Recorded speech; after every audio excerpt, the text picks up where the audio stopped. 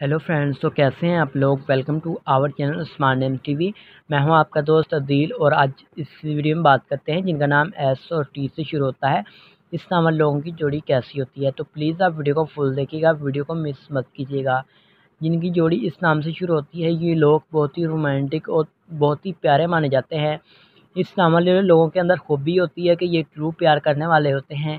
ये कभी भी किसी दूसरे को धोखा देने के बारे में सोचते नहीं हैं।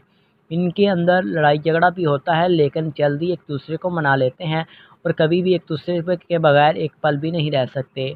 और इनका प्यार कभी भी एक दूसरे पर कम नहीं रखता रहता और ये एक लोग एक दूसरे पर बहुत ही ज़्यादा यकीन रखते हैं और इन्हीं वजह से इनका रिश्ता हमेशा कायम रहता है। इस नाम वाले लोग बहुत ही रोमांटिक और प्यार वाले होते हैं और इमोशनल भी होते हैं और ये लोग सच्चा प्यार करने वाले होते हैं और इन लोगों को लिखने पढ़ने का भी बहुत ज़्यादा शौक़ होता है।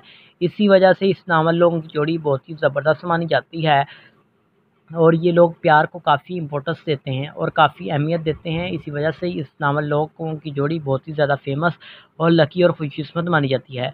अगर आप किसी भी नाम की जोड़ी जानना चाहते हैं जल्दी से कमेंट बॉक्स में हमें ज़रूर बताइएगा।